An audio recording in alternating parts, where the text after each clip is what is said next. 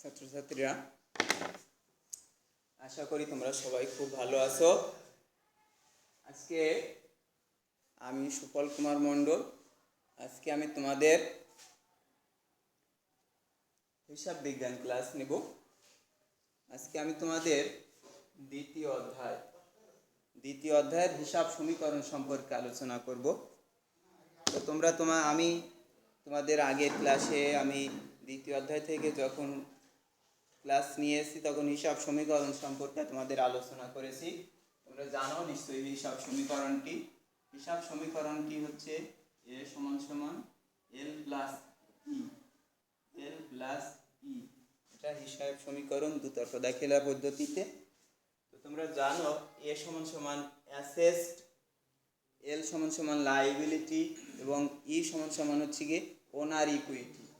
তো এ মানে হচ্ছে অ্যাসেস্ট মানে সম্পদ বলতে বোঝায় প্রতিষ্ঠানের সকল সম্পদ সমূহ। এল মানে লাইবিলিটি, তার মানে বোঝায় প্রতিষ্ঠানের সকল প্রকার দায় সমূহ। এবং ই দ্বারা বোঝায় ওনার ইকুইটি মানে মালিকানার সত্ত্ব। এই মালিকানার সত্ত্ব মানে কিন্তু কোনো একটি বিষয় না, কোনো পৃথক একটি বিষয় না। মালিকানার সত্ত্ব সৃষ্টি হয় কয়েকটি বিষয় নিয়ে। আমি তোমাদের আগের ক্লাসে দেখিয়েছি ইর ভিতর থাকে চারটি উপাদান, C plus I minus E minus D. তার মানে সি মানে হচ্ছে ক্যাপিটাল বা মূলধন, আই দ্বারা বোঝায় ইনকাম বা আয়, ই দ্বারা বোঝায় এক্সপেন্সেস বা ব্যয় সমূহ, এবং ডি দ্বারা বোঝায় ড্রয়িং বা উত্তোলন।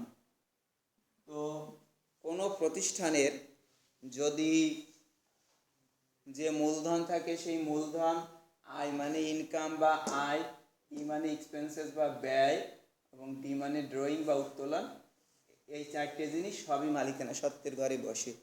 তো তোমরা যখন তোমাদের কোনো উদ্দীপকে বলবে হিসাব সমীকরণের উপর প্রভাব দেখাও, তার মানে তোমাদের এই যে হিসাব সমীকরণটি এ সমান সমান এল প্লাস ই, এই হিসাব সমীকরণের উপর তোমাদের প্রভাব দেখাতে হবে। তো আমি আগে থেকেই এখানে তিনটে তারিখ দিয়ে তিন ধরনের লেনদেন আমি লিখে রেখেছি।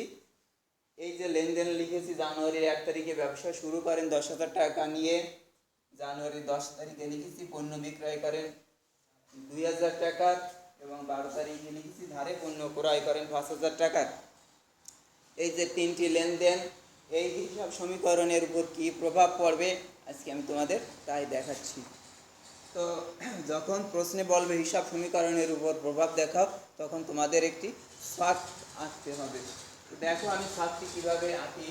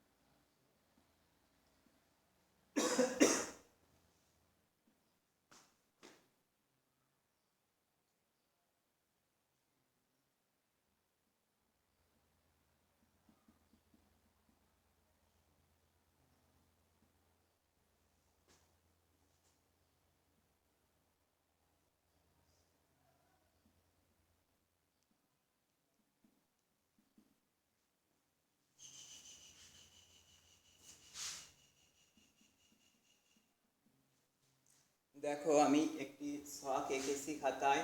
এই ছকে আমি ওই যে হিসাব সমীকরণটি আমি লিখেছিলাম আগে, এ সমান সমান এল প্লাস ই, আমি তাই নির্দেশ করেছি।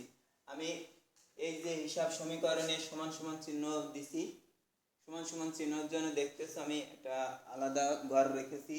এর জন্য আমি অনেকখানি জায়গা ফাঁকা রেখেছি।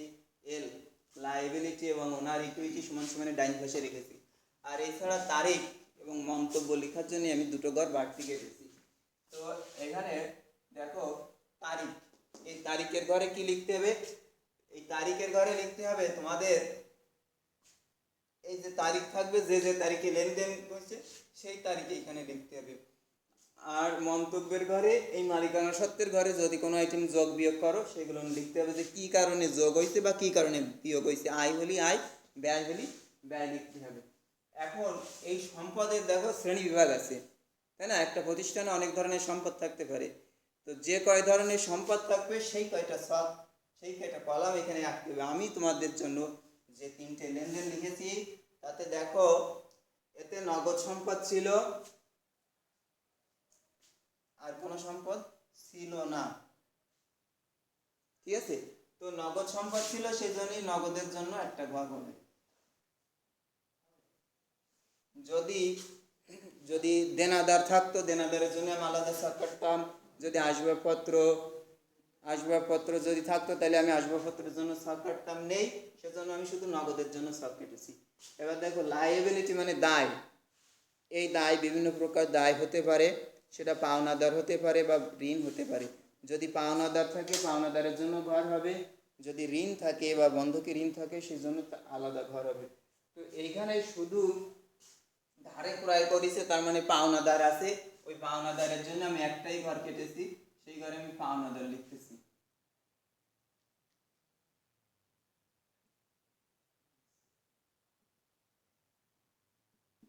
আর এই ঘরে মালিকানা সত্ত্ব, এর আলাদা কোনো নাম নেই।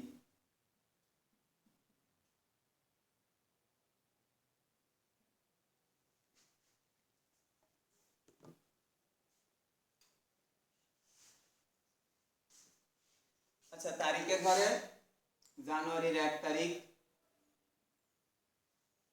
জানুয়ারির 1 তারিখে লেখা আছে ব্যবসা শুরু করেন নগদ টাকা নিয়ে।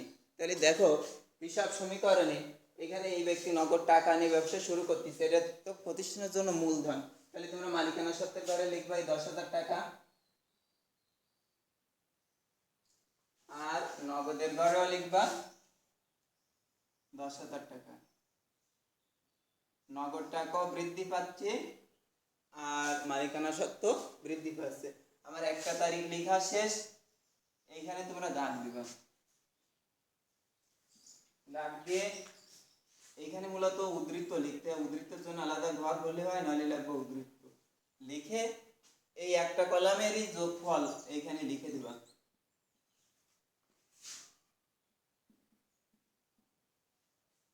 দেখবা জানুয়ারির 10 তারিখে ওই লোক পণ্য বিক্রয় করেছে। তো যখন পণ্য বিক্রয় করেছে তাহলে তার ভিতর নিশ্চয়ই নগদ টাকা বাড়িছে, তাহলে নগদের ঘরে এখানে তোমরা টাকা অ্যাড করবা 2,000 টাকা। আর কি বিক্রয় করলে আয় হয়, আমি আগেই বলেছি আয় হলে মালিকানা সত্ত্বের ঘরে বসবে। এখানে লেখা বিক্রয়। তো একটা তারিখ লেখা শেষ, এবার লিখতে হবে সমান মানে যোগফল লিখতে হবে। এখানে 12,000 টাকা আর এই জায়গায় 12,000 টাকা। এরপর দেখো জানুয়ারির 12 তারিখে এখানে উদ্ধৃত নির্ণয় করেছি, তো তাই উদ্ধৃত কলাম কেটে মূলত উদ্ধৃত লেখা হয়েছে। তো আমি কলামটা কাটা হয়নি, তাই এখানে উদ্ধৃত লিখে দিলাম। জানুয়ারির 12 তারিখে ধারে পণ্য ক্রয় করেছে, ধারে পণ্য ক্রয়ের ফলে পাওনাদারের সৃষ্টি হয়েছে। দেখো পাওনাদারের জন্য নিশ্চয়ই ঘর কাটা আছে 5,000, সেই ঘরে লিখবা। আর ক্রয় করলে অর্থ ব্যয় হয়, সেই জন্য এখান থেকে মাইনাস করবা। আমার একটা তারিখ লেখা শেষ, এখন উদ্ধৃত নির্ণয় করতে হবে। এই পাশে যোগফল হয় 12,000 টাকা, আর এখানে হয় 5,000 টাকা, এখানে হয় 7,000 টাকা। এখন আমি যোগফল নির্ণয় করি। সবগুলো লেখা হয়ে গেছে।